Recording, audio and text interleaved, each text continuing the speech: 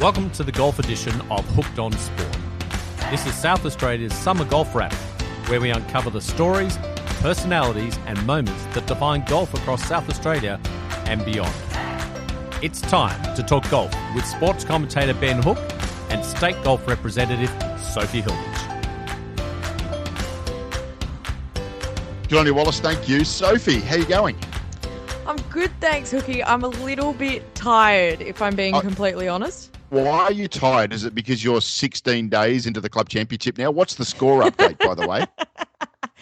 Well, score update, I'm still 3 up. It still hasn't been played. No, Hookie, I'm tired because I've just moved to a 3-story house and I've been moving boxes up and down all weekend.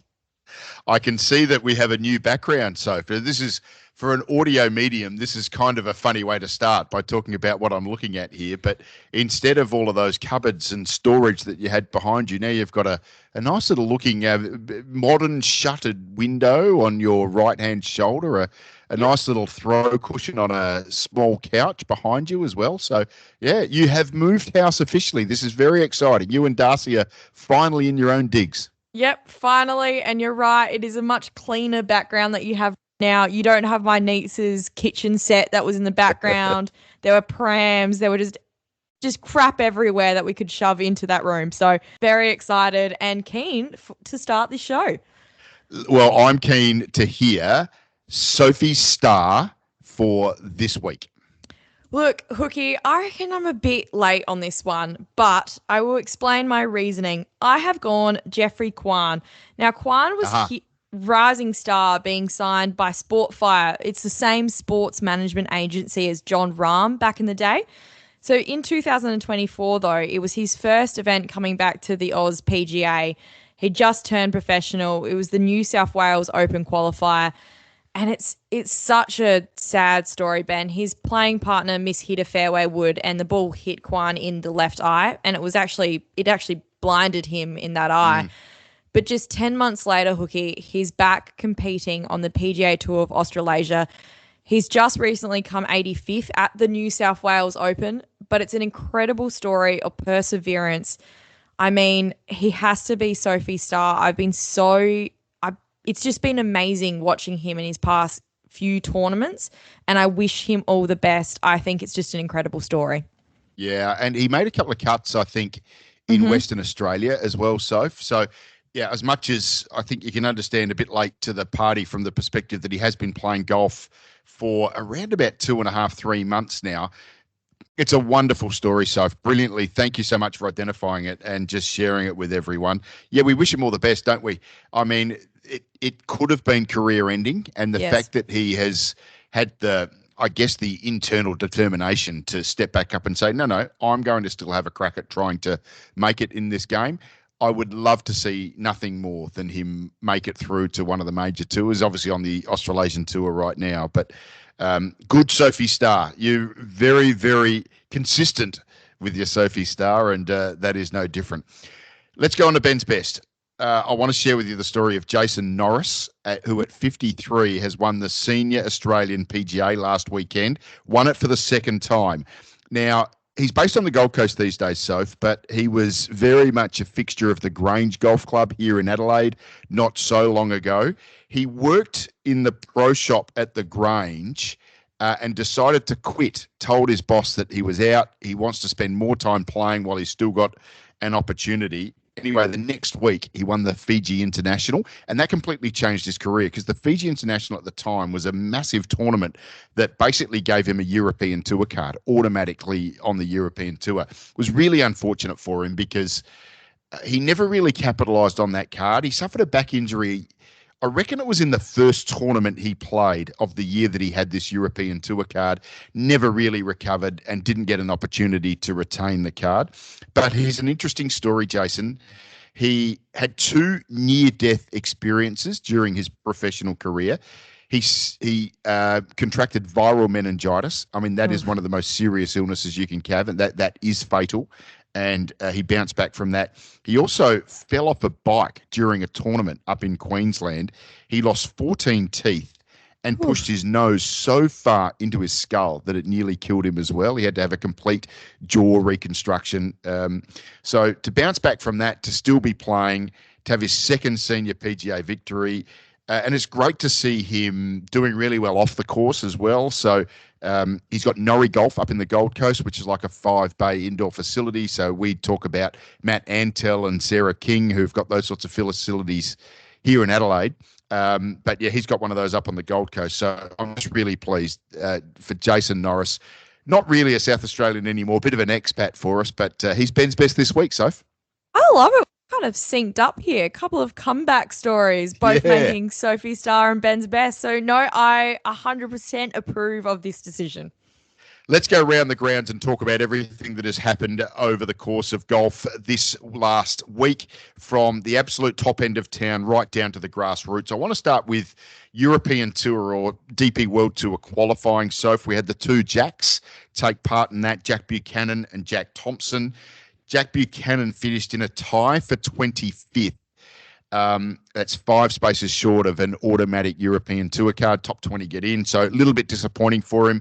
He did it the hard way too. So if I was speaking to his coach, Adrian Wickstein, in the last 24 hours, he broke his driver on day 2 and he could never find the right head that suited his game. And so he spent the next 4 rounds playing only with a 3-wood. And you can imagine the disadvantage that has for elite golfer when you just don't have the capacity to get the distance out there. So he did a really good job finishing in a tie for 25th. Jack Thompson finished in a tie for 56. I think he'll be ruining his last day. He played really well up to then. In fact, he was probably the higher ranked of the two, certainly in the first 4 rounds. So Jack will be back on the Asian Tour next year. It was won by Xander Lombard. He won by 13 strokes, which is quite incredible. The top placed Australian was Connor McKinney. He finished second overall. He came from the first stage of Q School, So we went through all 3 stages in the 108-hole final event. The good news out of all of this, Jack Buchanan officially has a 2026 DP World Tour card. He collected that on the strength of the fact that he finished in the 3rd position on the Australasian Tour of anyone not already exempt or who didn't accept a card. So he actually finished 6th that year. So there were 2 who accepted. Then Elvis Smiley already had a European Tour card. Cam Smith said no, and Lucas Herbert said no, the 2 live guys. So Jack Buchanan is going to be on the DP World Tour next year, Soph, and that is just amazing. As a friend of the pod, a former guest of ours, so I'm very pleased for him. That's incredible. When we last spoke to him, that was really up in the air. So an incredible performance at the qualifier. It is so tough out there to make these qualifiers. 6 rounds in 6 days. Yeah, and the stages before that, having to lead into it and qualify for that final stage. So to come 25th and then to hear he broke his driver and had to do it with a 3-wood, I mean, just all hats off to Jack Buchanan. Tell me what happened on the DP World Tour Championship, because I watched it last night. It was amazing, but I want to hear what you have to say about it. Oh, well, wasn't this just a thrilling round? I have to admit, Rory McIlroy is my favourite player of all time. He's now a bit of a controversial character, so I might not make friends saying that. So I can. Why is he controversial? You know, he stood up for the PGA at one stage and all of that kind of thing. He says what he wants in the media and then he turns away and doesn't want to speak to the media at all. So, you know. That was a bit weird, wasn't it? Yeah, I do feel a bit for him. I think it was that experience of he won the Masters that he had coveted for so long, and it was almost like he didn't know what to do next. And then he sort of got himself in this bit of a weird funk, didn't want to talk to the media. I think he's out over the other side of that now, but I just reckon it was just this sort of like overtly emotional reaction to achieving what he had set out as to be his life's work. And sometimes when something like that happens, you don't really know how to react. I'm going to give him I'll give him a leave pass on how that played out. That's fair. Well, I might give you one of the hats that I've just had designed for the Aussie Open that say Rory Fan Club if you would like one. I'm forcing Can I just clarify? Friends. Are you an official member of the Australian Open Media Pack now? I sure am. So our listeners should get very excited to hear me back on the mic at the Aussie Open. We're looking forward to it, mate. Well, anyway, it was a thrilling round. Rory was about 3 shots clear with about 7 holes to play. Then so many big hitters just came and they knocked down that door. We had Ludwig Oberg, Justin Rose, Tommy Fleetwood, and Matt Fitzpatrick all jumping into the picture. Matt became the clubhouse leader on -18. Rory was 2 shots behind coming down the 18th hole, a par 5, creek running through it. He's hit this 5-wood, just a buttery 5-wood to about 12 foot, held the putt for eagle, goes into a playoff, and then dunks his tee shot into the creek. It was a bit of a pillow fight, the playoff, wasn't it? Oh, it was just a massive pillow fight. But I am super excited for Matt Fitzpatrick. I think he's had an incredible year. He was not even in the picture, not top 10ing at the start of the season, and he's come home all guns blazing and had an incredible finish to the season. This was also Rory's 4th consecutive race to Dubai win and his 7th of all time. So just an incredible tournament, as it always often is. This often leads to a playoff. But the other shout out that I have is actually to Laurie Cantor. He's going to become the first live player to return to PGA full status after his performance in the race to Dubai. That's a really good point. Top 10 of the European Tour or the DP World Tour get PGA Tour cards. The concept of that, I think, is odd, and we might save that for another week of discussion. But, yeah, that's a bit of a bad one for live, isn't it? Released Laurie Cantor. He goes back to the European Tour, finishes top 10 in the European Tour. He's back on the PGA Tour. I mean, that is a player that they would love to have on the LIV 100%. Tour right now, wouldn't they? So that is, well, congratulations to Laurie to be able to continue to stand up. He was a chance of winning that tournament as well. He was right in the mix. Finished, 1 stroke short? He was 17 under, 18 under was the winning score? Yeah, I think it was 17 under in the end. Yeah. So if I'm going to ask you about the LPGA event, the Annika, very shortly, but I just might cover off on the New South Wales Open. It was played at the Vintage Golf Course. The New South Wales Open went from a nothing event to completely on the map this time last year when Cam Smith actually put his hand up and said, wouldn't mind playing it. I think it was at Murray Downs that year. So this year at the Vintage was a 3-way playoff. James Marquezani, Will Florimo, and Chris Wood. Chris Wood survived the playoff. The winning score was 6 under, so if you can imagine how tough this golf course was playing. Lucas Herbert was part of this field, the live player. He finished at 4 over for the week. So I reckon that's probably a pretty good indication as much as anything. The best story for South Australia, Adam Bland. He continues his resurgence in the game. I mean, he was pretty much moving on to a coaching professional, and he's had an incredible year playing on the Australasian PGA Tour. He finished in a tie for 10th, so another T10 for him. That's incredible. Lockie Barker led the field after round 1. He actually made 7 birdies in 11 holes on the opening day, but he got blown out to sea after that. He finished in a tie for 63rd, I think. Peter Cook finished in a tie for 51st, and the two Jacks, Jack Tanner and Jack Carter, a miscut. But, yeah, look, Lockie Barker, he's right on the edge, Soph. He's on the cusp of doing something really special, and I can see his game progressing. But Adam Bland, very pleased to see what he has done. Take me through what happened at the Annika. There's so many exciting rounds of golf this week. It was unbelievable. But it was Sweden's Lynn Grant who fired a 5 under par to win at Pelican Title by 3 strokes over the American Jennifer Kupcho. She started the day with a 1-shot lead, birdied the 2nd, the 5th, the 7th, and the 9th to take a 3-shot lead at the turn. She then had a comfy bogey on 18, just a tap-in bogey to win the tournament. It was her first bogey since her opening hole on the Friday, which is the second day. 19 under par through 72 holes. She's the first Sweden to claim the title of the event named after the Swedish legend, Annika Sorenstam, who's absolutely just a legend of Swedish golf. She's led the pathway for so many Swedens. There's so many out there at the moment, like Madeline Sagstrom, just an incredible golfer.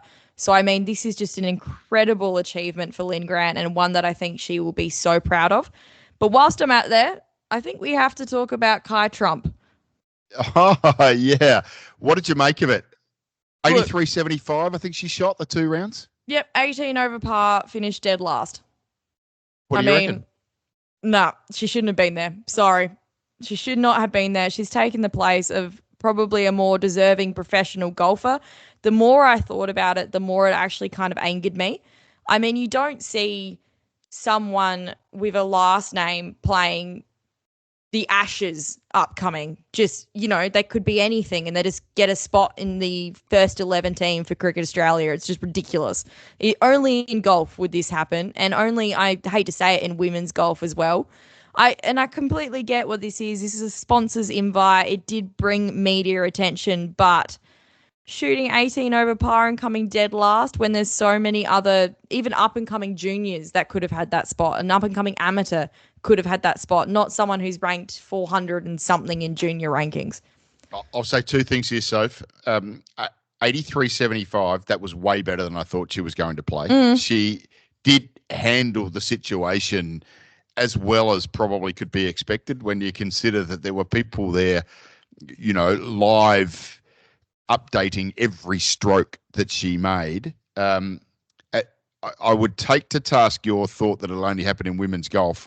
Wait till you see how many sponsors exemptions one Charlie Woods starts to get the next few years. I think I don't think it's a women-only problem, quite frankly. It is a problem. I agree with you there. I'm out on sponsor exemptions, but a tournament does have to have the capacity to try and get in people who can potentially win the tournament. That would be my argument. I think there's got to be a way forward to try and deal with that. Kai Trump's not that person.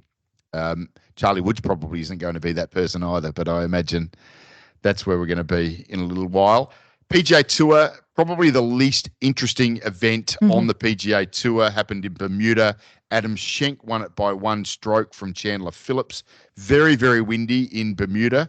Schenk, for the round, had one birdie, one bogey, and 16 pars. It was like a US Open win. But why on earth is this even a PGA Tour event? I don't quite get that. So I liken this to having an AFL match in November where all of the SANFL and waffle players are playing, but we still call it an AFL match. This is not PGA Tour golf, and I don't understand why we're crediting as such. I think it's just, it needs to be like a PGA Tour qualifier or something like that. It's the only way that I would be comfortable badging it. But anyway, congratulations to Adam Schenk. So he'll get some exemptions out of that, and good luck to him. Well, I actually still quite enjoyed watching it, Hookie. I'm sorry. I understand what you're saying, but Schenk was 2 tournaments away from having to go back to Q school for the PGA. So you know what? When he hit his shot over the back of 18, I was glued to that screen. I wanted to see if he made that up and down and had to go to a playoff and can hold his nerve. So you know what? I understand what you're saying. There's a bunch of players that we probably never really see on our TV screens, but I'm a golf nut, so I still incredibly enjoyed it. The fact that you got up early this morning to watch that, you are a golf nut. I think we've only proved one thing. I don't know if I agree with your point about, Adam Schenk. That was really exciting to watch, but let's beg to be absolutely in lockstep on that one fact. You are a golf nerd, my friend. Fair enough. Right. A couple of other events that have gone on locally. Can I tell you what happened in the senior pennant finals today? Please do. The Vines have defeated Glenelg and won the senior Division 1 pennant championship for the second year running. So well done to the Vines. I'll give you the individual scores just because I think people who listen to us would know most of these names.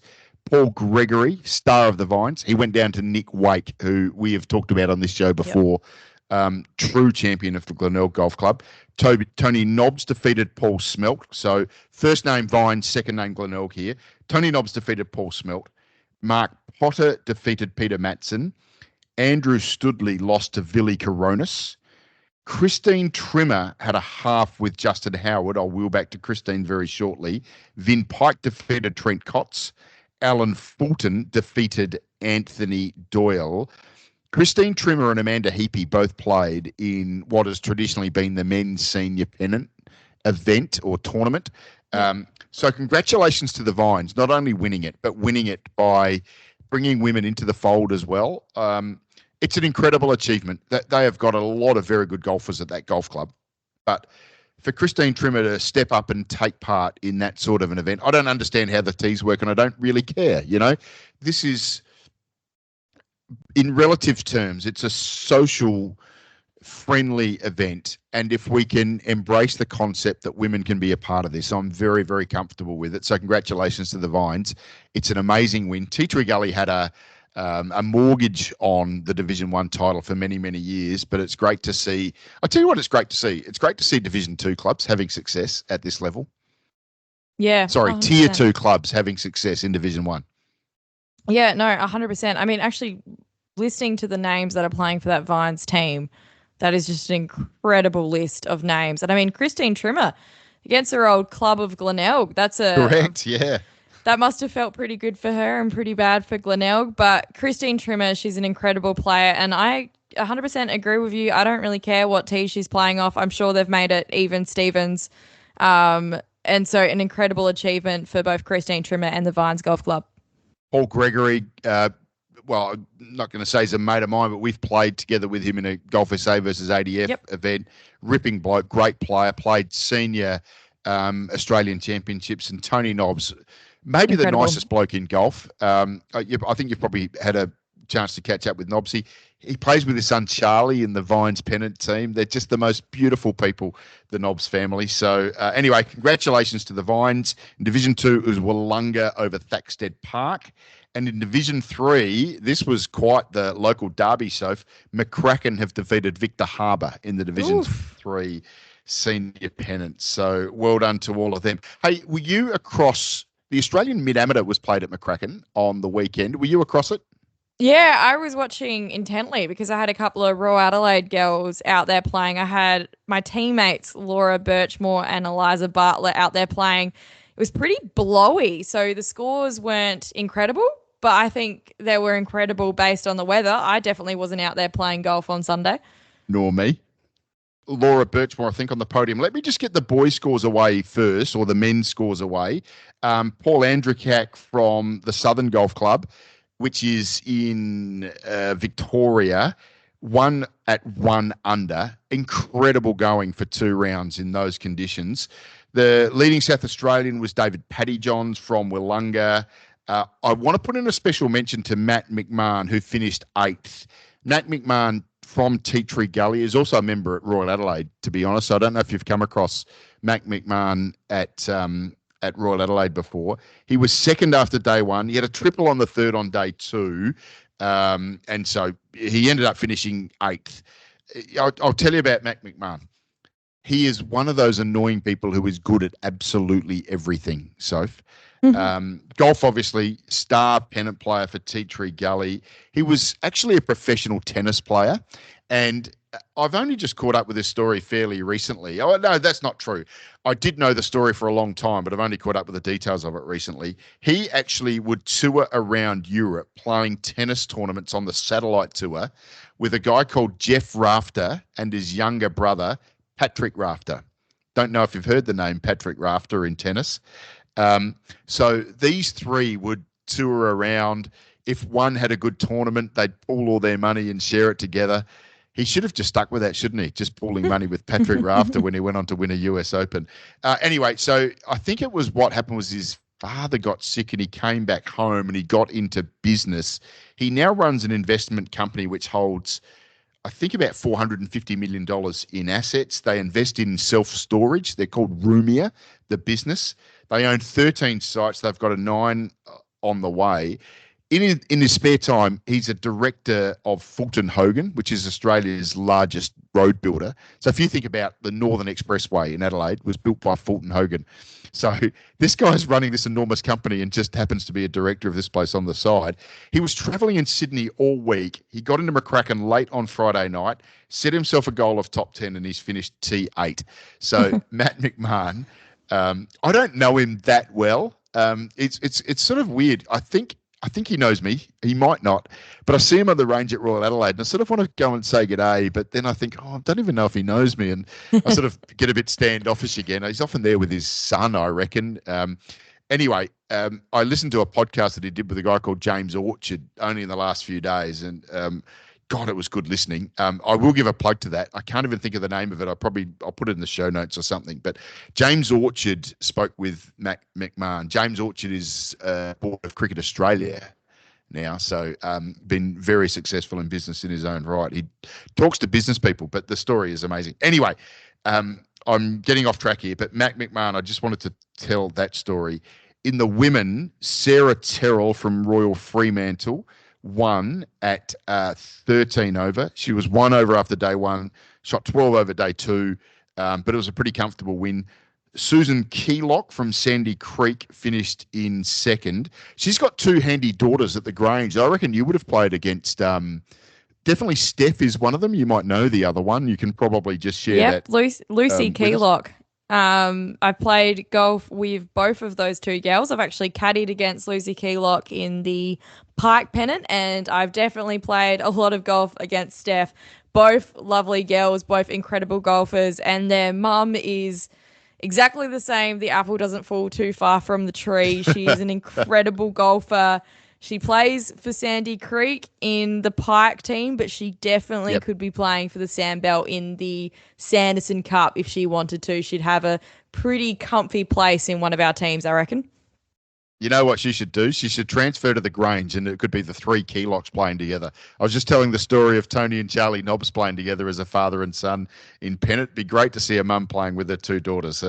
Don't know if Sandy Creek wants to hear that as a concept, but that wouldn't be too bad, would it, Soph? Well, Sophie Hilditch doesn't want to hear that as a concept. I don't want Grange getting stronger. Very good point. So Susan Keylock finished second. Sarah Crocker from Glenelg, good friend of this show, finished third. And Laura Birchmore is a great mate of yours, well, a good mate of mine as well, from Royal Adelaide Golf Club, finished in fourth. So I'm really pleased for Laura that she had that result. And Eliza Bartlett, you said, was, I think, fifth or sixth. So well done to those two girls. That's our wrap of local golf. A couple of things I just want to share with you. It's the centenary of the Mount Lofty Golf Club, and it comes up on December 13, so that's only 3 or so weeks away. They've got a golf afternoon and then an evening celebration, 18-hole shotgun, which starts around about midday. Carts and your green fare included. There's prizes. Then there's food, wine, beer, drinks, 5:30 to 8:30. Live music. It's $125 per person if you want to play golf. Only $70 per person if you want to front up. But I just wanted to make the point that this is a golf course that so many people have learnt to play. Chris Benithan, of all people, grew up playing at Mount Lofty Golf Club, and they're having their centenary. They've had all sorts of challenges in the last 20 years, but here they are still going strong. So contact the club if you want to be a part of that event. I reckon that would be well worth it. The Mount Lofty Golf Club celebrating its centenary. Can I share with you a little bit of news? Of course. Don't know if I'm allowed to share this, but our own Wade Ormsby has earned an invite into the Australian Open, which you are going to be covering in a couple of weeks' time. So he wasn't in on any sort of points. As we know, he's been playing as an alternate on the Live Tour, has struggled to get starts. He won in Jakarta about 3 weeks ago.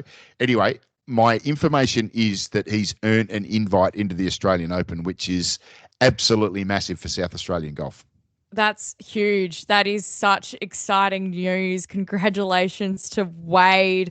He is an incredible golfer, an amazing bloke, and I cannot wait to see him at the Australian Open, and hopefully he'll be willing to talk to me. Yes, you'll be sticking your microphone under his nose after every one of his 4 rounds, we hope so. Oh, 100%. Maybe even when he's lifting the trophy. Can I be that greedy? Soph, to take us out each week, I ask you for a practice hack, something that you use in your own game that is relatable for the nuffies like me who don't know how to practice properly. Just give us something today that maybe I can apply to my own practice regime next week. Well, after speaking to Neil Crafter and the Mount Compass Golf Club, my practice hack is pretty simple. Don't four putt? That's your advice? Don't fall apart on the first green. It's not handy. No, it's not that at all. It's actually mapping your way backwards from the hole, Ben. What you should be doing when you're standing on that tee is actually looking at where the pin placement is, and you should be then working out where you want your tee shot to go. Where's the best angle for your approach shot? I think too many people get on the tee and they just hit it and they hope it kind of goes straight. But normally, and particularly playing courses like Mount Compass where there's dog legs, talking about Neil saying you want to get that run up to that green, where's the best spot to be able to use that run up if I need to? So that's my way. That's my practice hack. It's map your way backwards from the hole. It sounds a bit silly and it seems backwards, funny enough, but that's what I'm going to say. No, it doesn't sound silly. It actually sounds perfectly sensible to me. And you know what I'm looking forward to doing is taking you to Mount Osmond Golf Club, which every one of their holes, bar one, aside from their par threes you can obviously see, but there is only one hole, par 4 or par 5 at Mount Osmond, where you can see the flag from the tee block. Yes, but that's where I'm going to counter you and say you should be looking around, because you see those courses on the first tee. You can actually see the third flag, and you should be checking in and then being like, when I get to that third tee block, I know where that flag is. Wallace, she's done me yet again. I thought I had her covered there, and she's absolutely stitched me. It's a great practice act. And you know what? That is actually a good piece of advice as well. If you're about to play a green that you haven't seen before, have a good look at where it is and just make a mental note of where the flag is. Very good advice, Soph. You never lead me astray. You're always on top of it. Well done. Yeah, you try to leave me astray, though. I like how you just jumped on that straight away, and I thought, nah. I know what you're doing. Even, you know what? At Royal Adelaide, when I'm standing on that 8th tee block, I have a cheeky look down to 11 to see where that flag is. Gee, that's something I've got to learn to do. You're welcome. Always a great chat, mate. Well done. Hopefully by the next time we have a conversation, you might have finally won that club championship that is now 16 days old. Look, fingers and toes crossed for me. I think I will need it for Sunday's game. But you know what? Whatever the result, I'm so excited to be playing at Club Champs for Royal Adelaide. I'm going to plug Royal Adelaide quickly. I know it's my home club, but it's a beautiful spot. It's a beautiful community, and it is an absolute privilege to play a club championship there. And it is a privilege to play against Alice Cho. She's an incredible golfer, a friend of mine, and I'm so excited for Sunday, regardless of what the result will be. First test begins on Friday. Soph, we'll have our normal cricket episode on Monday. But I would just recommend to people, if you love your cricket and you want to get a bit of an understanding of the psyche of the English cricket team, go back and find the conversation that Sophie and I had with Sophie's brother, James Hilditch, who has been heavily involved in coaching at Durham. It's the home county of Ben Stokes, the captain of the English cricket team. James's insight was unbelievable, Soph. And as a lead up, as a bit of a precursor to what is going on with the upcoming first test, I reckon listening to James Hilditch's insights is well worth the half an hour spent. Oh, absolutely. He is definitely arguably one of the most talented Hilditches, and his speaking ability and his ability to give us a bit of an insight into the English psyche and what Australia is going to try and have to do against the English was incredible. I loved every single moment. It was a great interview. Sophie, it was a great chat with you as well. Thanks so much for it. Look forward to catching up with you and talking the first test next week. Thanks, Hookie. So we're already about waist deep in this episode, and we've got so much content still to come. We're going to have a conversation with Neil Crafter. We're going to be talking about the Mount Compass golf course. That is our course in focus for the week. So what we're going to do, we're going to wrap this episode right here, and we're going to create an entire new episode that will be featuring our conversation with Neil Crafter.